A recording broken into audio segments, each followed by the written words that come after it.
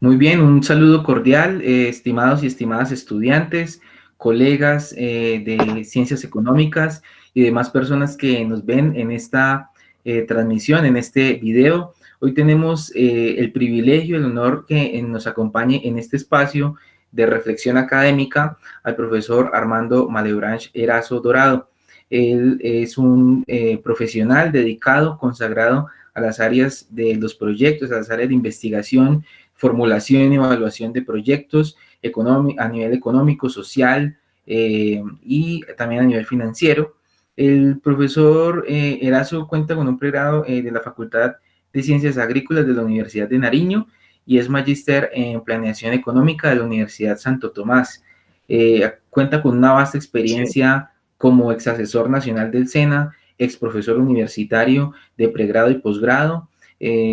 Cuenta también con una formación complementaria y de perfeccionamiento en proyectos, en evaluación económica y social de proyectos con la Universidad de los Andes y otras instituciones del orden nacional en el país. Y bueno, su experiencia en la Universidad Católica de Colombia lo acredita como unos de los mejores docentes en esta área. Y hoy por hoy, en este nuevo contexto de la formación con presencialidad virtual, nos encontramos que cuenta con su propio sitio web donde comparte permanentemente lecciones, digamos, académicas con mucho rigor, pero al mismo tiempo con una metodología supremamente buena que hace que los conceptos y los elementos fundamentales de todas estas áreas sean apropiados de manera muy asequible por parte de los estudiantes. Y algunos docentes, como es mi caso, lo que hacemos es referenciar este tipo de materiales como complementos justamente a la formación que nosotros damos. Esto nos ha motivado a tener al profesor Erazo aquí en este espacio y de antemano le agradezco en nombre propio y el de nuestra institución que nos acompañe en esta corta entrevista. Profesor, adelante, un saludo para quienes nos ven en este momento. bueno, muchísimas gracias, profesor Fabián Enrique. Es usted muy amable. Sí, efectivamente, yo soy pensionado ya. eh, Como dirían en el argot militar, estoy en uso de buen retiro. Eh, yo fui profesor en la Universidad de Nariño, en, por allá en los años, ¿qué le digo? No, hace como 40 más años. Y desde 1984 me trasladé a la ciudad de Bogotá.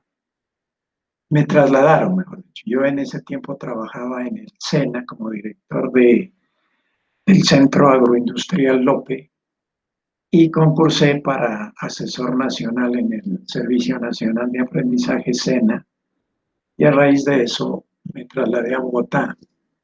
Llevo 36 años ya viviendo acá en la capital.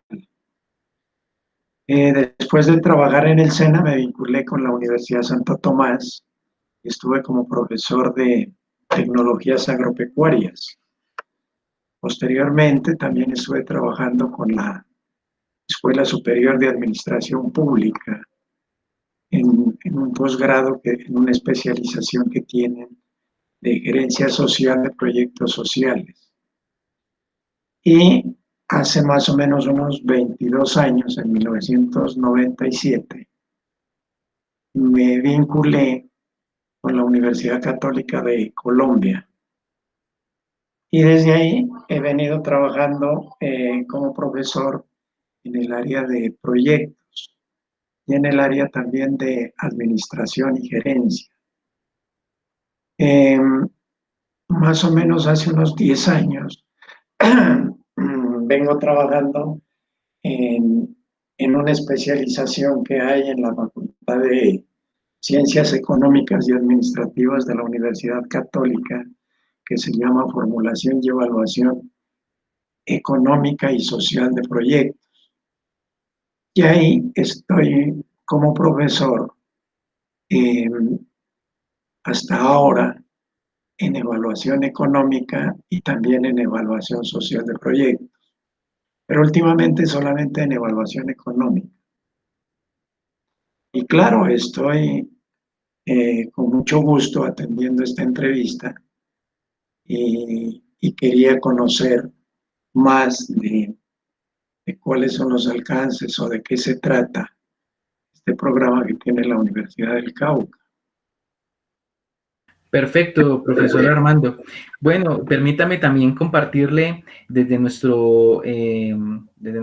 universidad, nuestra alma mater, la Universidad del Cauca, con su programa de economía, iniciado en 1999. Este programa ya cuenta con bastantes cohortes. Yo me precio de ser un egresado de este programa y también me vinculé desde el año 2013 como docente del mismo.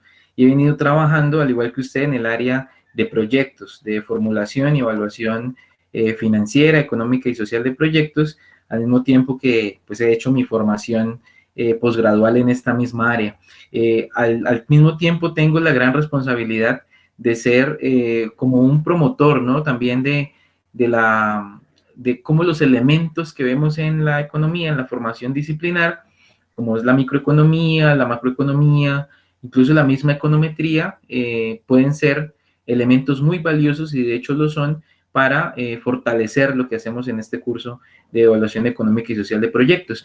La motivación para ser un profesor Armando, básicamente este encuentro, es conversar con distintos expertos a nivel nacional. En la mira tenemos a otros docentes también que justamente usted también los conoce muy bien, los ha trabajado, como el profesor Raúl Castro, como la profesora Karen Mary Mocate. Estamos tras de la posibilidad de interactuar con ellos y con otros colegas en el suroccidente del país, en el hermano departamento del Valle del Cauca, en Nariño también, para que podamos llevarle a nuestros estudiantes justamente este gusto por el área de los proyectos en economía y sin ser, por ejemplo, usted profesor de formación economista, ha trabajado y lo trabaja con bastante suficiencia todas las herramientas y elementos del área.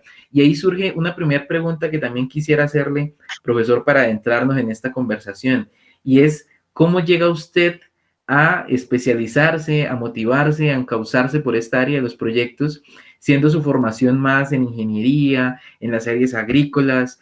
Cuéntenos un poco de cómo se dio este salto suyo, este paso hacia el área económica y que lo tiene hoy trabajando con mucha experiencia en este campo. A ver, profe Fabián, lo que pasa es que cuando inicié laboralmente como ingeniero agrónomo, yo estuve trabajando primero en el Valle del Cauca en un ingenio azucarero. Sí, señor. Después estuve trabajando como profesor en la Universidad de Nariño, pero no en la Facultad de Economía, sino en la de Agronomía. Estuve como profesor de Economía Agrícola.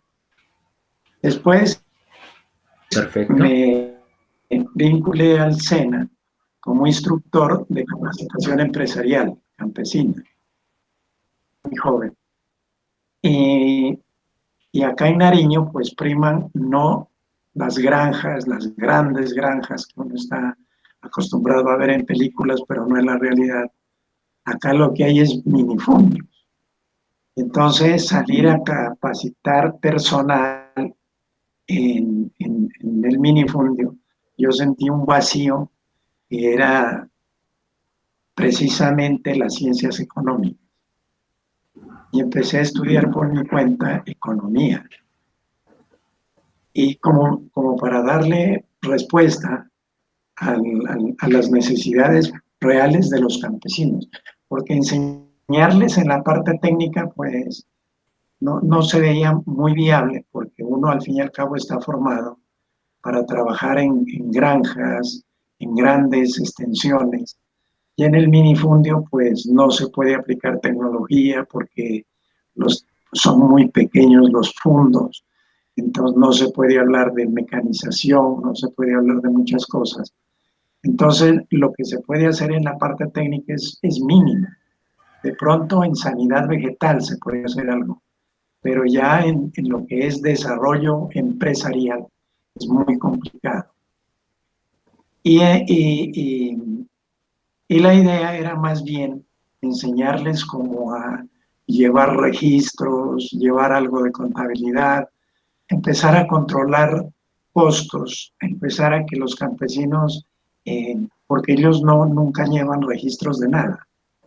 Entonces, la idea que se tenía con esta capacitación empresarial por parte del SENA es enseñarles a los campesinos a que empiecen a llevar sus registros contables, en aprender a diferenciar lo que son costos variables de costos fijos. ¿Para qué? Para que en un momento dado ellos comprendan que hay una diferencia sustancial entre costo y precio, y que el precio lo da el mercado, y que si uno tiene unos costos por encima de los precios, pues está perdiendo, y por más que trabaje, más pierde. Y entonces esa necesidad empezó a surgir en mí. Y de ahí, cuando ya estuve como director del centro agroindustrial, tuve más contacto con las ciencias económicas, y eso me gustó mucho, a pesar de que no hice pues, estudios en economía, sí me puse a estudiar temas económicos. Después, cuando me vinculé a la Universidad Católica, primero entré como profesor de economía agraria, y estando como profesor de economía agraria, me enviaron a hacer una especialización a la Universidad de los Andes sobre evaluación económica y social de proyectos. Y bueno, cuando terminé eso, hablé con el decano, le dije, listo, a mí me gustaría ser profesor en el área de proyectos. Claro, encantado. Eso fue en 1997. Yo recuerdo que en ese año, pues la plantilla de profesores en la facultad éramos 30 o 25 tal vez. Y el único que tenía título de maestría era yo, porque yo antes había hecho la maestría en la Universidad de Santo Tomás. Y eso le gustó al decano. Claro que ahorita en la Facultad de Economía, pues eh, hay no solamente másteres, sino doctores, y ya profesores de base o profesores de pregrado no hay. Entonces, el mínimo título que tienen es máster, y la mitad más o menos son doctores. Pero en ese tiempo no había ni doctores ni másteres, y yo era el único máster.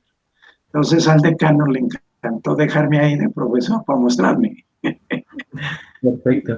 Profesor Armando, y en esta experiencia, basta, por cierto, de 46 años a nivel profesional, pero más o menos unos 22 años o un poco más en el área de evaluación económica y social de proyectos, ¿cuál podría ser la experiencia que usted pudiera referenciar como la más memorable a nivel, digamos, del ejercicio, no solo de pedagogía como tal, sino que seguramente en algún momento ha tenido que aplicar todo ese instrumental, todos estos conceptos, todas estas técnicas en proyectos concretos a nivel municipal, a nivel departamental, en ciertas zonas, que usted nos pudiera comentar un poco esa experiencia en la aplicación práctica de la evaluación económica y social de proyectos. ¿Qué experiencia recuerda usted que nos quiera compartir?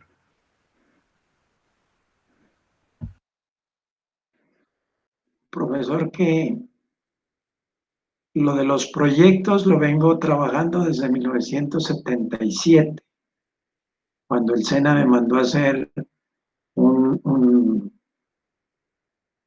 un diplomado en formulación y evaluación de proyectos agrícolas. Y de ahí fui comisionado para trabajar ya en la realidad al Valle de Sibundoy.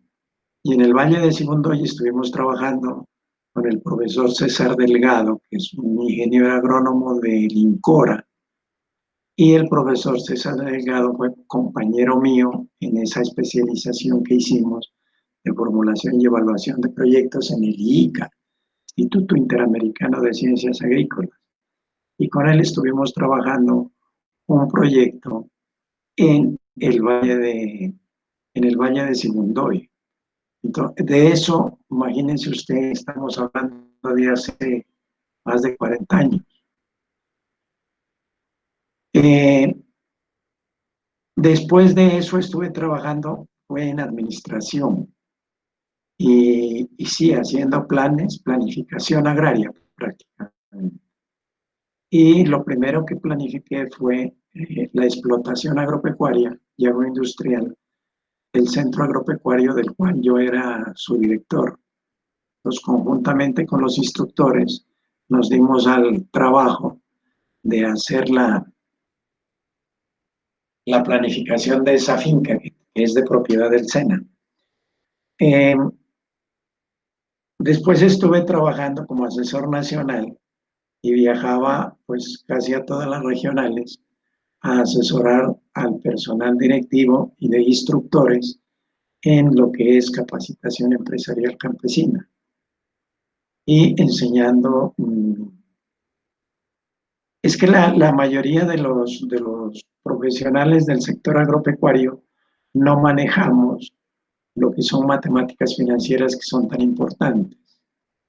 Entonces, trabajando en el SENA, en capacitación empresarial, ahí tuve la oportunidad de recibir mucha capacitación, muchos cursos, tipo SENA, cursos cortos de 3, 4 meses, pero muy prácticos. Entonces aprendí matemáticas financieras.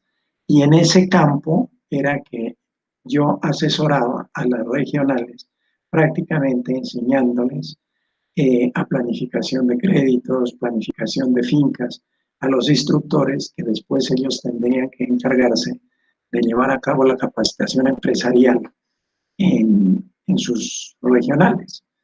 Entonces, después de eso, en 1991, yo me retiré del SENA y estuve trabajando en una fundación que se llamaba, ya no existe, Parcomún. Y en Parcomún lo que hacíamos era asesorar municipios en lo que es la planificación territorial. Eso fue en el año 91, cuando apenas empezaba la Constitución Política de Colombia, en la cual ya se establecía y se volvía obligatorio que los alcaldes, cuando hacen su campaña, ya tienen que hacer un programa de gobierno. Y ese programa de gobierno tienen que plasmarlo en la realidad, en el caso de ser elegidos, y convertirlo en un plan de desarrollo socioeconómico municipal. Y como ellos, pues los alcaldes o los candidatos a alcaldes hacen muchas promesas, entonces esas promesas tenían que quedar inscritas en la registraduría para que la gente vote por un programa y no por una persona. Ese era el ideal que tenía la Constitución del 91. Y los alcaldes, entonces, cuando ya ganaban, quedaba con el compromiso de esas promesas que hizo, montarlas en un plan. Y entonces en esa época hubo mucho trabajo para quienes entendíamos eso de formulación, evaluación de proyectos y planificación. Y estuve 7 años dedicado a asesorar municipios en planeación territorial, haciendo planes de desarrollo municipal. Después me vinculé en el 97 a la Universidad de Santo Tomás y ahí estuve trabajando en administración agropecuaria y formulación y evaluación de proyectos. Después me fui a la ESAP, o no después, sino simultáneamente, trabajé en la ESAP ya en un posgrado que le comentaba, estuve en el posgrado de gerencia social de proyectos. Y también me vinculé a la Católica, que es donde ya me quedé y ahí me pensioné. Y en la Católica Correcto. sí, prácticamente todo el tiempo estoy trabajando en administración y en formulación y evaluación de proyectos. De proyectos. Y en alguno de estos ejercicios profesionales, sea desde las aulas o sea fuera de ellas, algún proyecto, alguna experiencia específica donde usted encuentre, digamos, aspectos que pudiéramos referenciar a nuestros estudiantes, lecciones aprendidas, alguna anécdota, no sé, algún espacio concreto donde usted pudo, por ejemplo, llevar a niveles muy prácticos todo esto que muchas veces explicamos en el tablero de clase o en los videos y demás. Entonces, que usted recuerde, que pudiera decir, mire, a partir de este momento nunca vi las cosas de manera igual. las vi de forma distinta, o este proyecto siempre se me quedó aquí muy fijado en la mente, o digamos de alguna forma impactó la manera como enseñaba, como daba los conceptos, etcétera, etcétera, que usted recuerde o que nos quiera o que se venga ahora a la mente en este momento, profesor Armando.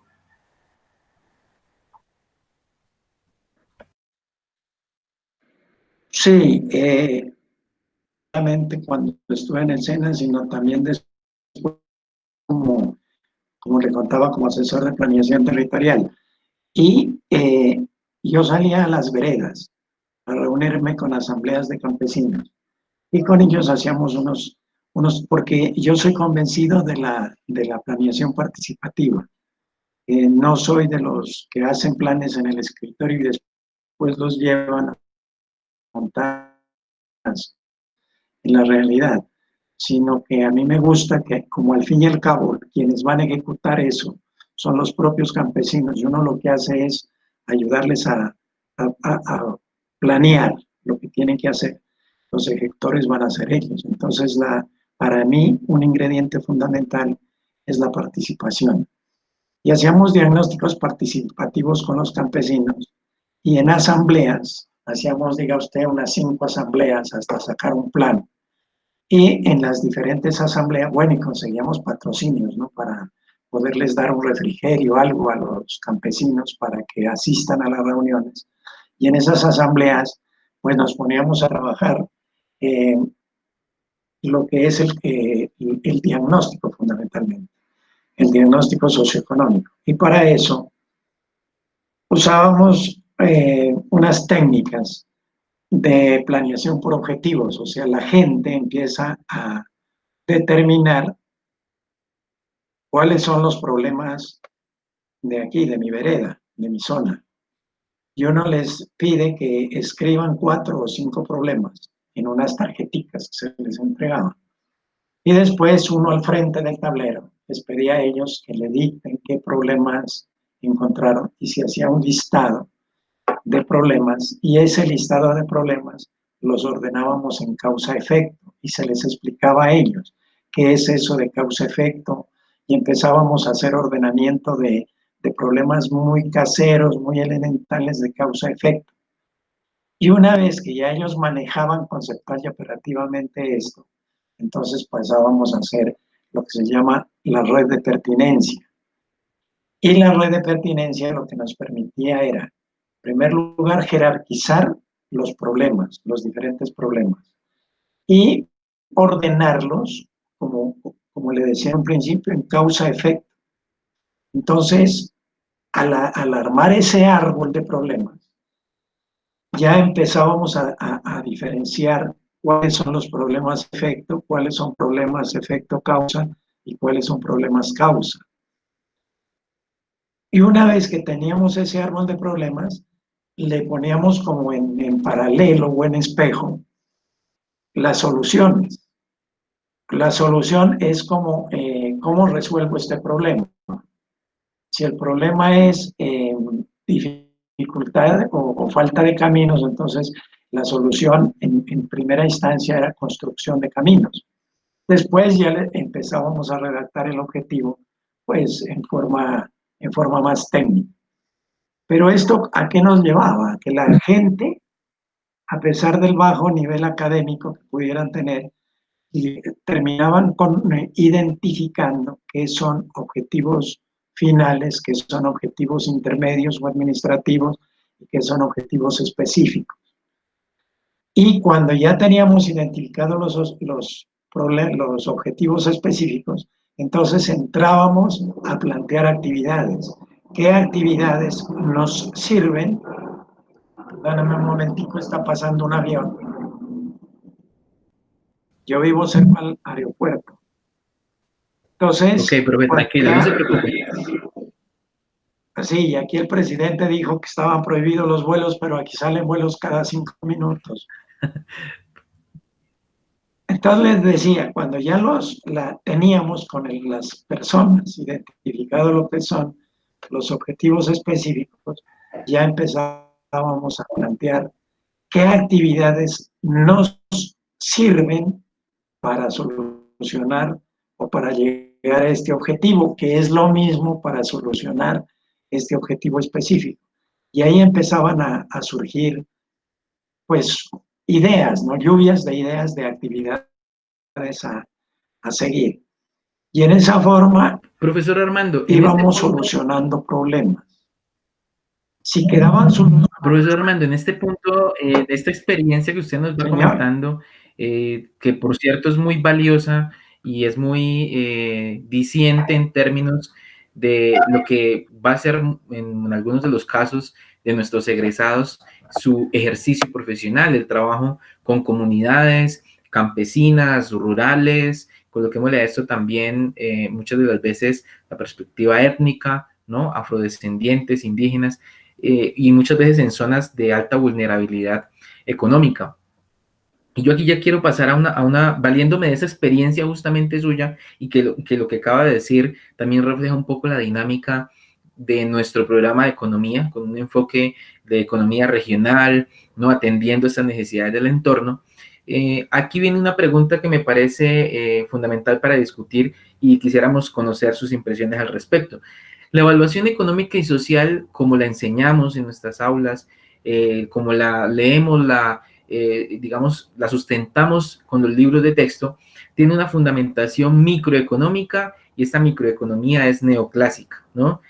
Donde el concepto del equilibrio y todos los conceptos asociados al mismo, los cambios en la demanda, la elasticidad, los excedentes de productor y consumidor, que nos permiten valorar, por supuesto, estos cambios en la función de bienestar a nivel del bien o servicio o del insumo, con distorsiones o sin distorsiones, considerando externalidades negativas o algún tipo, digamos, de impuesto, subsidio, etcétera, etcétera. Todo esto es una discusión neoclásica.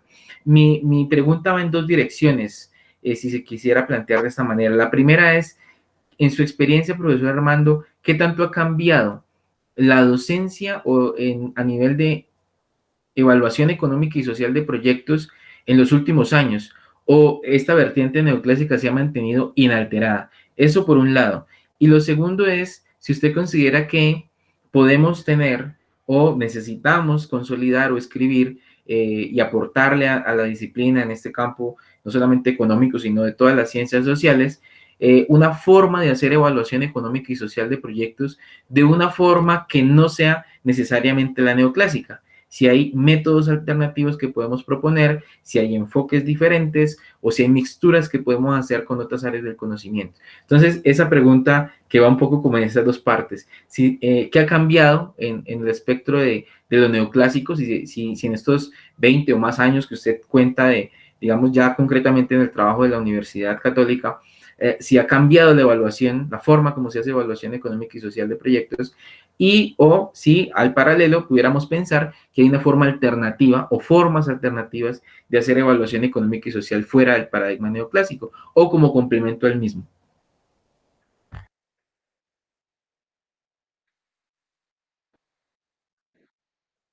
a ver, el primer punto es que ahorita mismo, por ejemplo, estamos viendo, o sea, como que con esta pandemia que estamos sufriendo ahorita en este planeta, nos hemos dado cuenta, por ejemplo, en este país y en muchos países latinoamericanos, ha quedado al desnudo cómo las inversiones se han hecho y que no han favorecido mucho ni a la economía ni a la sociedad.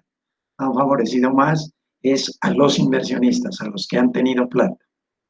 Ahora, yo les cuento a mis estudiantes, por ejemplo, que a partir del periodo de sustitución de importaciones que se hace en América Latina por allá en los años 48, que fue una necesidad, porque América Latina no participó en la Segunda Guerra Mundial directamente, pero sí sufrió el coletazo, porque América Latina ha sido tradicionalmente dependiente, o sea, se ha tratado de un territorio que ha dependido más de bienes primarios, ¿no es cierto? Pero muy poco le ha jalado a la manufactura. Entonces, los bienes industriales, los bienes siempre han sido importados. y más que todo han sido importados desde Europa. Entonces, cuando Europa se mete en la Segunda Guerra Mundial, se destruye toda la industria, se destruye prácticamente Europa y no había a quien comprarle. Entonces, esa necesidad que tenían los países latinoamericanos de por ejemplo, herramientas, repuestos de maquinaria, incluso bienes de consumo, por ejemplo, trajes, vestidos, ¿sí? Cosas muchísimas del sector industrial que se importaban se traían desde Europa. Entonces, cuando viene la CEPAL y recomienda que hay que industrializarse para que dejen de depender de las importaciones, o sea, que le llamaron sustitución de importaciones. Lo primero que pasó, a pesar de que ya había el convencimiento de que era una necesidad de industrializarse, es que no había ni capital ni había mano de obra formada para el sector industrial. Entonces se desplazaron muchas industrias desde Europa hasta América Latina. ¿Y por qué desde Europa? Porque resulta que en Europa empezaron a aplicar la evaluación económica y social para las nuevas, o sea, para las industrias que estaban pidiendo pista, como ahora que hay industrias que piden pista para entrar a la acción económica. En ese tiempo también, después de que ya terminó la Segunda Guerra Mundial, e incluso los Estados Unidos apoyó a Europa con 13.000 millones de dólares con el famoso Plan Marshall. Entonces se empezó a obligar a los industriales a que proyectos que necesiten de licencia o de aprobación por el gobierno tenía que traer no solamente evaluación financiera, sino evaluación económica, social y ambiental. Y muchas de estas industrias, como era algo nuevo lo de la evaluación económica y social en 1945-46, entonces pues se vieron obligados a trasladarse a América Latina, porque América Latina se iba a industrializar y no estaban todavía con el embeleco de exigirles a los inversionistas la evaluación económica y social. Entonces, esto se llenó de industrias, en primer lugar, contaminantes del medio ambiente, o sea, desfavorables para la sociedad. En segundo lugar, no se tenía certeza si esas inversiones iban a favorecer a la economía nacional o solamente a los inversionistas. Entonces se inició con esas inversiones en América Latina. Y América Latina, si ahorita le hacemos una evaluación económica y social a las industrias existentes, por ejemplo, a las fábricas de cemento, a las fábricas de plástico, en fin, y las someteríamos a una evaluación social y económica, no pasaría la prueba. Y entonces la decisión sería ¿cuál? ¿Cerrarlas? No, porque pues la catástrofe sería peor, o sea, la medicina sería peor que la enfermedad. Entonces, pero sí nos deja en evidencia que nuestras industrias no generan desarrollo, sino crecimiento. Entonces, desde ese punto de vista, a mí me parece que el aporte neoclásico, especialmente la parte de economía del bienestar, cuando Pareto habla de su famoso postulado, de que cualquiera tiene derecho a progresar, pero sin que se perjudique a nadie. Entonces, a partir de ahí es que la evaluación económica y social lo que hace, y lo valioso de esto es que es una evaluación ex ante, lo que le permite al inversionista o al evaluador es esta inversión que todavía no se hace, se va a hacer. ¿Contribuye al desarrollo socioeconómico, sí o no? Y la respuesta uno la encuentra en la evaluación económica y social, porque le dice sí o no. Si no va a generar desarrollo, es mejor que el gobierno no dé licencia a esa inversión, porque pues vamos a seguir en lo mismo, o sea, ampliando el coeficiente de Gini, unos más ricos y más poquitos, y otros más pobres y más numerosos. Pues la idea Profesor es, Armando, pero la pregunta en este punto sería, y sin duda lo que usted está planteando es la realidad técnicamente, las herramientas que nos provee la economía del bienestar, la microeconomía, y luego otra serie de elementos que se pueden sumar a la misma, como son las herramientas empíricas, ¿no? La econometría, la microeconometría, para poder hacer estimaciones ya en campos empíricos. Pero ¿considera usted que ha cambiado instrumentalmente estos elementos que nos provee la evaluación económica y social neoclásica, microeconómica? ¿Se han sumado algunos elementos? ¿Ha notado usted algunas transformaciones en los años recientes? ¿O básicamente tenemos el mismo instrumental que manejaba para entonces este contexto de América Latina y en el cual nos formamos y seguimos formando a los futuros profesionales? ¿Ha cambiado en algo este instrumental? ¿Se ha renovado? ¿Tiene nuevos aportes? ¿Qué nos puede decir usted en esta primera parte? bueno, pues en lo fundamental no ha cambiado, pero renovarse sí. Por ejemplo, hace 30 años se utilizaba un método que lo vino a enseñar la ONUDI, la Organización de las Naciones Unidas para el Desarrollo Industrial, y vino a trabajar con planeación nacional Profesor y con Armando, lo algunas perdimos. universidades, con los Lo perdimos por un momento. señor. Perdimos el audio suyo por un momento. ¿Podría volvernos a responder? Se perdió el audio por un momentito y no se escuchaba.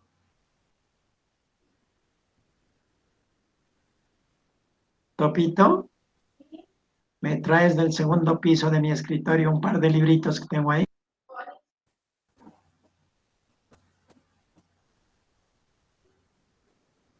Sí, profesor Armando, adelante. Qué pena que la conexión se pausó un poco y por un momento perdimos el audio. Pero adelante con su respuesta, profesor.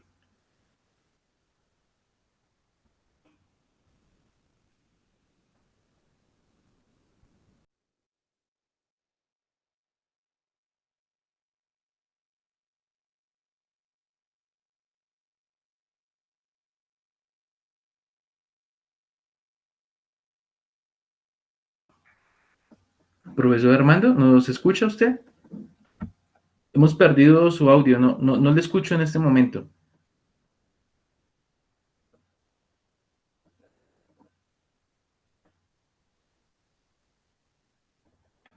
¿Sí, profesor Armando? Sí, ahí ya lo retomamos nuevamente. Se nos fue por un momento, pero ya lo escucho perfecto. Adelante, profesor, Ahí con se me sus escucha. aportes. Bueno, le decía que en lo fundamental no se ha cambiado la manera de hacer evaluación económica. O sea, es que de todos lo que se puede es hacer la evaluación más cualitativa, ¿no? Por ejemplo, como se hace el análisis económico. Los franceses, por ejemplo, usan mucho el pensamiento económico sobre las matemáticas. Pero el problema es que cuando uno no usa matemáticas, se puede divagar y se puede, no sé, se puede extender mucho en carreta, a no ser que tenga una muy buena formación económica. Pero para los que no tenemos muy buena formación económica, yo pienso que lo mejor es el uso de las matemáticas para medir las cosas. Pues yo, por la profesión básica que tengo, eh, más o menos me defiendo muy bien con las matemáticas y me gusta explicar las cosas matemáticamente. Pero como le digo, para mí la, la manera de hacer evaluación económica y social, pues para mí no, en lo fundamental no ha cambiado. Lo que se ha cambiado es o sea, no ha cambiado, sino que se ha modernizado, se ha mejorado. Si nosotros miramos el método ONUDI de hacer evaluación económica y social de proyectos, al compararla con el método moderno, el método moderno es mucho más ágil, pero en el fondo es lo mismo. Y se sigue utilizando el Excel y se sigue utilizando el cálculo de indicadores, tanto financieros como económicos y sociales. En la evaluación financiera, pues lo que utilizamos son los precios de mercado. En la evaluación económica lo que utilizamos son los precios de eficiencia o precios sombra. en eso sigue siendo igual. Pero el método, por ejemplo, de trabajar ya en un flujo de fondos, precios ya no se utiliza el método que utilizaba la metodología ONUDI, sino que en el mismo flujo de fondos uno va haciendo la conversión, ya no, o sea, la conversión de precios de mercado a precios sombra, o usar directamente precios sombra. Ahora, para trabajar directamente precios sombra, pues hay un complique, especialmente con los estudiantes de la especialización, porque no todos son economistas. Entonces, en la especialización entran ingenieros industriales, entran contadores, entran administradores de empresas. Entonces, para trabajar con ellos, cálculo de precio sombra con las funciones de oferta y demanda es complicado, especialmente cuando ya entramos al campo de las distorsiones. Entonces, lo que utilizamos son las RPC que tienen planeación nacional. Pero el problema que tienen las RPC que tiene planeación nacional es que están desactualizadas. Son unas RPC que nos quedaron de herencia de esa asistencia técnica que vino a darnos la ONUDI hace 30 años. Es que Correcto. incluso, póngase usted a pensar, profe, que la tasa social de descuento de hace 30 años está en 12% y así se ha quedado. Y resulta que hace Sí, señor. 30 Aunque años hay un debate reciente para la actualización de ese dato, pero todavía oficialmente claro, está en 12, aunque ya hay unas propuestas por allí de cambiarla al 9, estrictamente porque hay unas aproximaciones ya nacionales. Pero sin duda lo que usted plantea claro, tiene toda la razón. Seguimos operando todavía con esa tabla de razones precio-cuenta, y así es como lo hacemos un poco más comprensible para los no economistas muchas veces, o para profesionales de claro, áreas que no han tenido un acercamiento a ciencias económicas. claro. Es que sí, como le digo, en la especialización hay de todas las profesiones, contadores, administradores, administradores públicos. Entonces, empezar con ellos a trabajar precios cuenta con funciones de oferta y demanda no se puede. Pero si en la especialización todos fueran economistas, entonces sí se trabajaría el cálculo de los precios sombra para no utilizar la RPC, porque la RPC está muy desactualizada. Ahora, imagínense usted, Correcto. cuando estaba hablando de la tasa social de descuento, cuando fue calculada la tasa social de descuento, la inflación en Colombia estaba como por el 19%. Por ejemplo.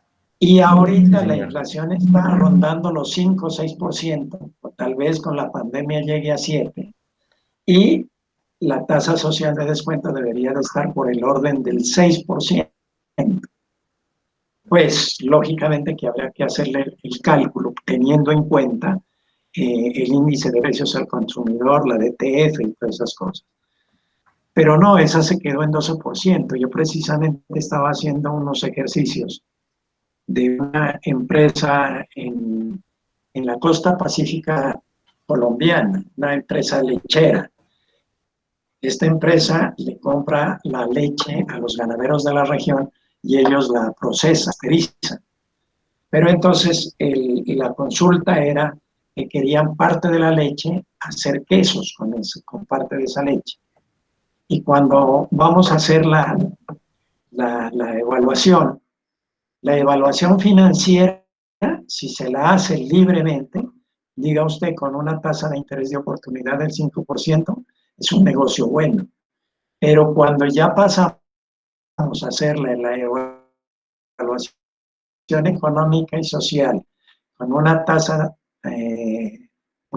social de descuento del 12%, ya da indicadores todos negativos.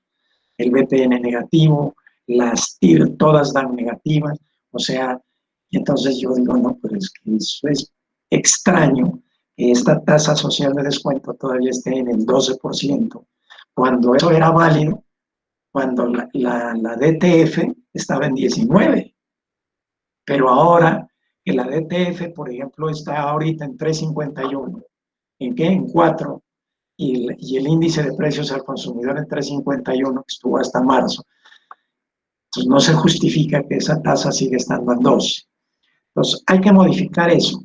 Pero fundamentalmente hay otro método que es el de Pierre-Mirles, que es el de los precios internacionales.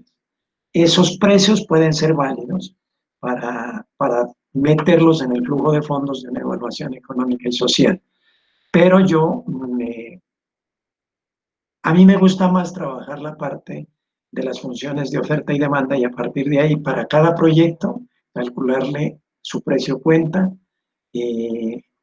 Lo que pasa es que es muy dispendioso. Y en primer lugar uno tiene que pues tener una base de datos que el DANE no los tiene con mucha exactitud. Entonces, y trabajar econométricamente las funciones de oferta y demanda. Y una Correcto. sería Eso eso. es lo que hacemos con nuestros estudiantes del curso en economía. Hacemos la estimación empírica de las funciones, pero aún así la disponibilidad de información hace que muchas veces estos resultados econométricos los debamos tomar con pinzas. Es decir, como la mejor aproximación posible, claro, que tenemos en medio de la otra alternativa que sería utilizar las RPC, digamos, convencionales que todos manejamos. Profesor Armando, quisiera en esta parte final, porque recuerda que la pregunta también se orientaba hacia los nuevos elementos o estas nuevas estructuras, aportes, ¿no? Que viene recibiendo la evaluación económica y social.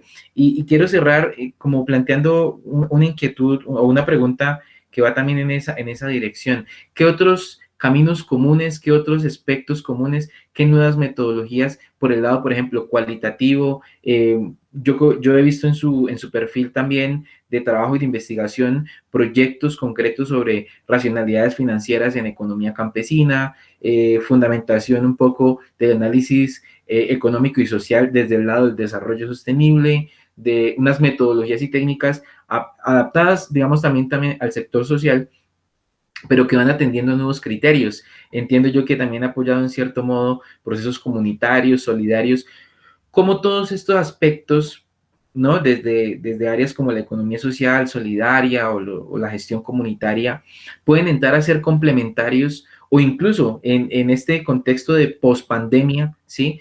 ¿Cómo considera usted que pueden llegar a enriquecer la evaluación económica y social desde el instrumental neoclásico? Es decir, sin desconocer que esta es muy valiosa, que se ha renovado con algunos aspectos como usted lo planteaba hace un momento, pero ¿considera usted que estas otras visiones también de la economía social, solidaria, cooperativa, rural, pueden aportarle y dar aspectos complementarios a la evaluación convencional de los proyectos en el punto de vista económico y social?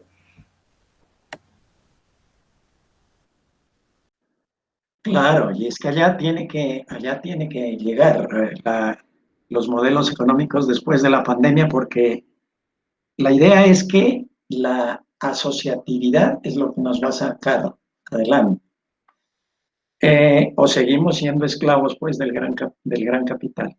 Entonces, en evaluación de proyectos sociales, lo que se está utilizando, por ejemplo, es entendiendo como yo entiendo los proyectos sociales. Son proyectos que el inversionista no está buscando una retribución al capital, sino al capital o sea, la inversión hecha, como lo puede hacer una junta de acción comunal, una ONG, que sus recursos los trae del exterior y sirve para apalancar proyectos, o como lo puede hacer el Estado, llámese municipio, departamento, nación.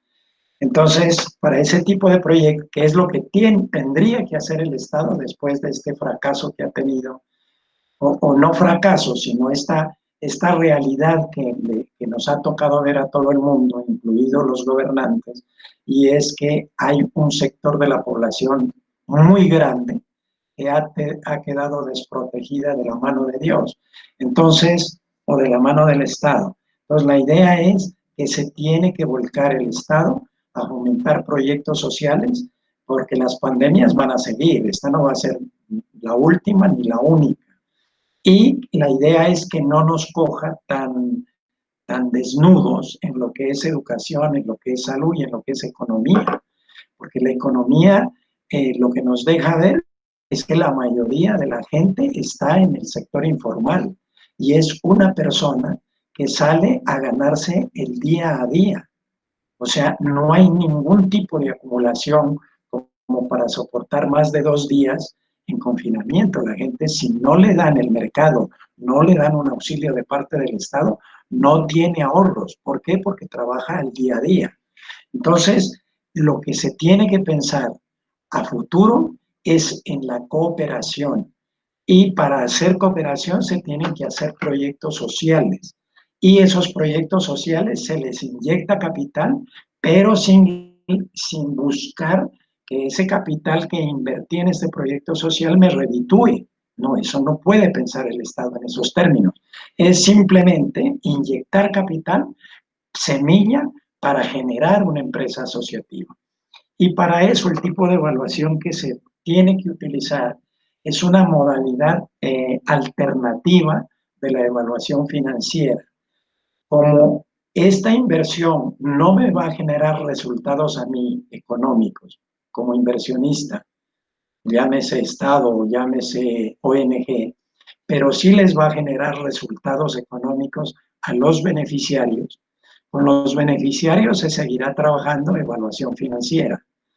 Pero para el inversionista, Estado o ONG tiene que trabajar un modelo alternativo de evaluación financiera, que es la evaluación financiera social, donde los ingresos se calculan basado en lo que se usa actualmente en la economía ambiental, precios hedónicos, precios alternativos o alternativos de mercado, pero directamente de mercado. Precios contingentes, precios hedónicos, costo de viaje. Cosas de estas. Por ejemplo, si se va a organizar, por decir algo, una escuelita o un colegio, donde la gente no va a pagar matrícula, no va a pagar pensión, pero de todas maneras tengo que evaluarlo financieramente este proyecto. ¿Y cómo lo evalúo financieramente si no voy a tener ingresos? Pues los ingresos se los calcula eh, con los mismos beneficiarios, con el supongamos que usted tuviera que pagar una matrícula, ¿cuánto cree que se debería pagar? Algo así se hizo aquí en Bogotá Dispo- para Disponibilidades a pagar. Correcto. sí, ¿cuánto estaría dispuesto a pagar por tal beneficio? ¿Cuánto estaría dispuesto a pagar por tal viaje? Por ejemplo, aquí en Bogotá se hizo un humedal que se llama Santa María del Lago. Ese humedal hace 20 años que fue recuperado, tuvo un costo como de 4.500 millones de pesos, en todo en la parte de ingeniería. Pero para poder calcular la valorización que había que cobrarles a los vecinos que se iban a beneficiar de eso, porque le cuento, ese humedal antes de la recuperación era un campo podrido, un campo un barrial, una ciénaga de aguas putrefactas donde había ratas, proliferación de mosquitos y toda esa cosa. Entonces, cerca del humedal habían construcciones de apartamentos, incluso por ahí de estrato 3, no eran tampoco ricos, pero tampoco eran muy pobres, porque se trataba de edificios y apartamentos hasta de 5 pisos. Y la gente sufría mucho por los malos olores, por la presencia de roedores y sobre todo la presencia de mosquitos. Entonces, la gente empezó a vender esos apartamentos por debajo del precio de mercado, por debajo del precio real. Póngale, por ejemplo, un apartamento en ese tiempo que valía 100 millones de pesos, lo estaban dando hasta en 70. Eso quiere decir que estaban perdiendo 30 millones, que era el costo que le estaba poniendo al defecto ambiental. Entonces, cuando se hizo la encuesta con los vecinos de cuánto estuvieran dispuestos a pagar por valorización para recuperar el humedal, se les hacía caer en cuenta de eso. Usted está dispuesto a vender su apartamento en cuánto. O sea, los que estaban vendiendo apartamentos hablaban de que lo vendían. Yo sería capaz de darlo hasta en 70 millones. ¿Y cuánto vale eso? En condiciones saludables. Ahora, o sea que usted está perdiendo 30 millones. ¿Usted estaría dispuesto a pagar esos 30 millones para que nosotros hagamos un trabajo de ingeniería para recuperar el humedal? Pues la gente, pues muchas veces decía no, porque una cosa es perder y otra cosa es soltar 30 millones. Niveles de precios de lo que sería el costo o el valor que generaría el costo del humedal. Y sí se logró establecer que la gente podía pagar una cuota determinada en valorización. Y se utilizaron precios hedónicos con la gente. O sea, ¿cuánto estaría dispuesto a pagar? La gente hablaba de 20 millones, de 10 millones. Después eso lo que hizo fue diferirlo en 60, 70, 80 meses y así salió la cuota de valorización. Entonces, ese tipo de evaluaciones hay que hacerlo para cuando se hagan proyectos sociales. Y a propósito de eso, yo quiero compartirles, si usted me lo permite, una notica publicitaria. Claro que sí, profesor, adelante. Y de plano, teniendo en cuenta que estamos con, digamos, nos están observando nuestros estudiantes, nuestros profesores, para que también de plano nos regale un saludo para que podamos cerrar este encuentro, profesor Armando. Adelante.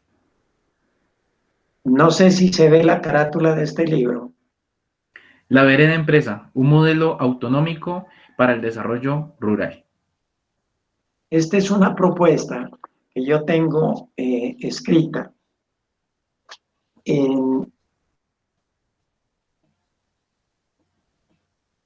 es un librito bastante cortico.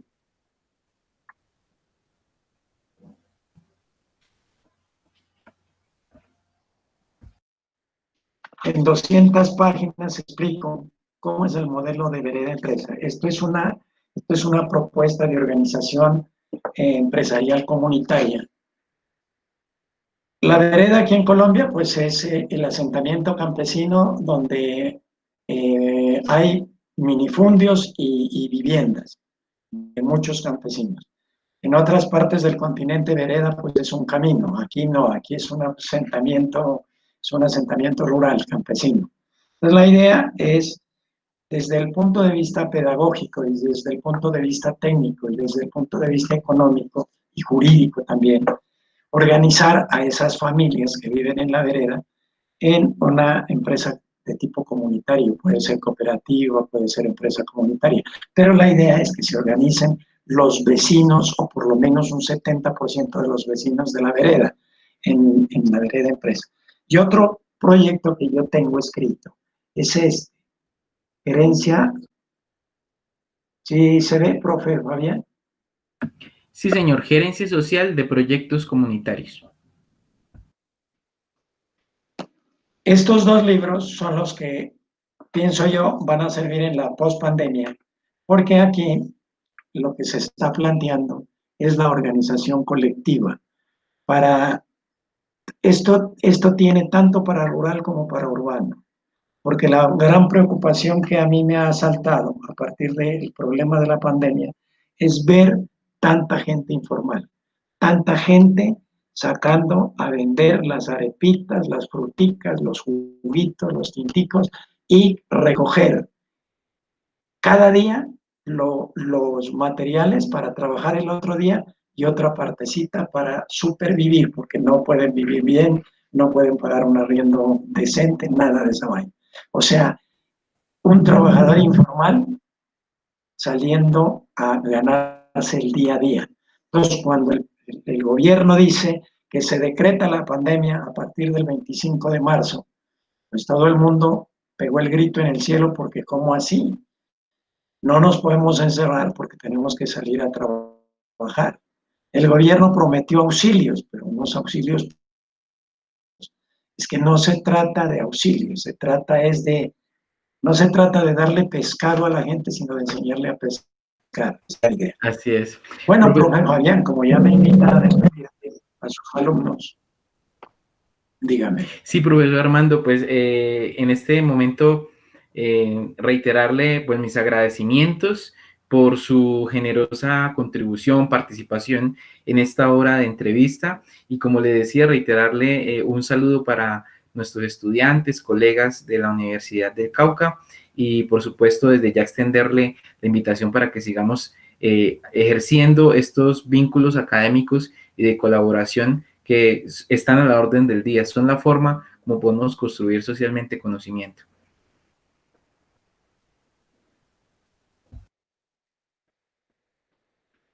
Es un saludo muy caluroso de un amigo a sus estudiantes, sean de pregrado, de posgrado, a los colegas, profesores, y decirles que la carrera de economía es una de las más importantes en la pospandemia. Ahorita, pues la más importante son las profesiones de la salud, pero en la pospandemia lo va a ser la economía. Y la economía, pues realmente la idea es que con pensamiento económico seamos muy críticos de la forma como en este momento está funcionando la economía y cómo debería de funcionar. Le demos una miradita a nuestro entorno, a nuestro alrededor, y veamos que este modelo neoliberal capitalista no ha sido una respuesta adecuada. Pues eso ya lo sabíamos desde hace mucho rato, pero ahora lo evidenciamos con el problema que tenemos de esta pandemia. Los, los pequeños, digamos, los trabajadores informales, acosados por salir día a día a trabajar sin importar que se están exponiendo a la muerte. Entonces, lo que dicen ellos, y esa es su racionalidad, nos morimos de todas maneras con coronavirus o con el hambre, pero salimos a guerrear nuestro quehacer económico y si nos coge el coronavirus, pues que nos coja. Y si no nos coge, pues por lo menos seguimos vivos con nuestra economía. Y esa economía informal hay que transformarla, hay que tomarla a unos modelos colectivos, a unos modelos cooperativos.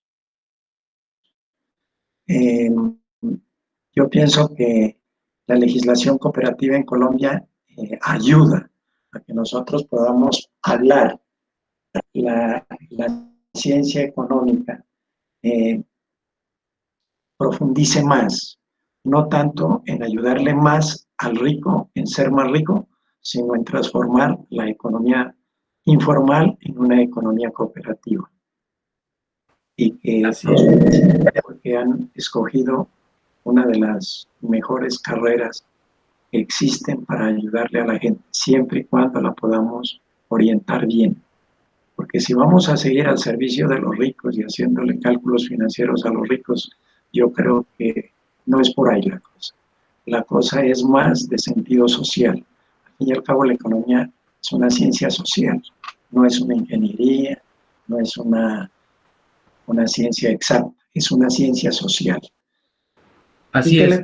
le pongamos más énfasis al pensamiento económico. Y que la matemática la usemos como herramienta, no como el fundamento de la economía, sino como una herramienta para ser más preciso en los cálculos. Pero que lo fundamental es el pensamiento económico. Muchas gracias, Gracias, profesor profesor. Armando, por esas palabras. Recuerden, estamos en permanente comunicación.